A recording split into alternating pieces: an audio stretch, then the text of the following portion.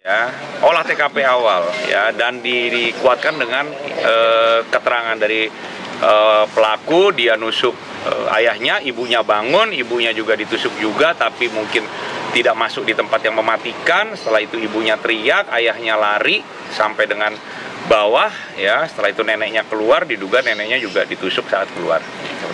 Berarti yang pertama ditusuk bapaknya? Bapaknya. Bapaknya, neneknya, baru ibunya?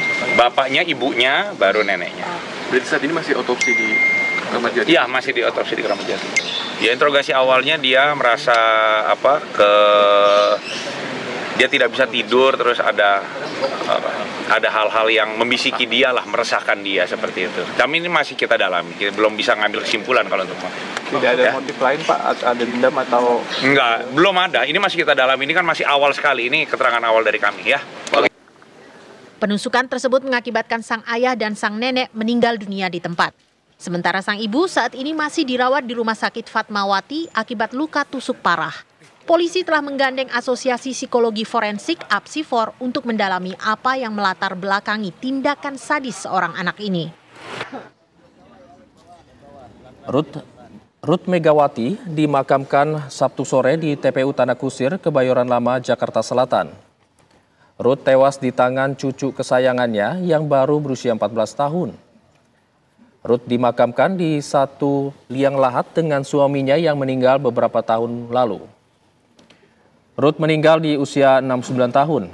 Ruth selama ini aktif di sejumlah pengajian. Bahkan, Ruth juga jadi pengurus Dewan Kesejahteraan Masjid (DKM) dan paguyuban kompleks. Ruth ditemukan tewas dengan sejumlah luka tusuk yang tragisnya dilakukan oleh cucu kesayangannya.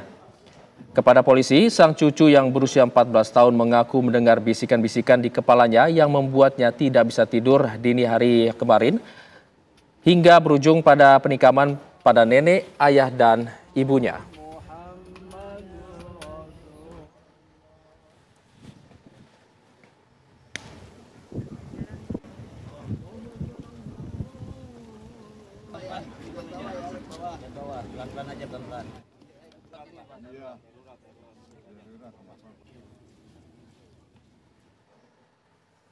Sampai saat ini setidaknya kepolisian atau Polres Metro Jakarta Selatan ini telah memeriksa 5 orang saksi, yang mana kelima orang saksi ini merupakan satpam maupun petugas keamanan dari kompleks perumahan, yang mana mereka ini melihat langsung salah satu korban, yakni dalam hal ini adalah ibu yang masih selamat sampai sejauh ini. Pemirsa ini melihat langsung ketika sang ibu ini berhasil keluar dari rumah, dan juga kelima orang saksi ini menjadi para saksi yang melihat juga pelaku, dalam hal ini adalah anak yang berurusan dengan hukum, keluar dari rumah setelah diduga membunuh ayah dan juga neneknya. Adapun Hijul dan juga pemirsa, selain itu sampai sejauh ini juga proses pemeriksaan tengah berlangsung, proses penyelidikan masih tengah berlangsung, di mana pihak Polres Metro Jakarta Selatan ini tengah melakukan pemeriksaan kejiwaan dan juga tes urin kepada sang pelaku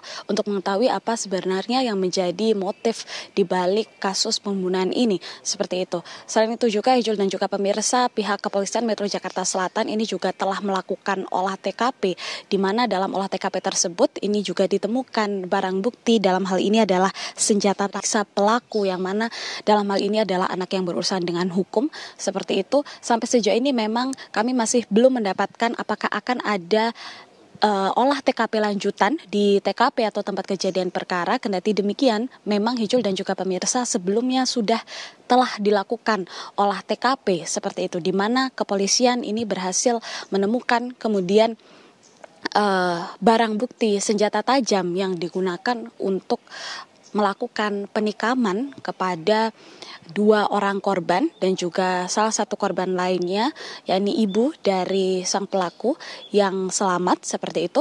Kendati demikian pemirsa, apakah nantinya akan ada info olah TKP lanjutan, ini kami juga masih menunggu informasi terbaru dari Polres Metro Jakarta Selatan.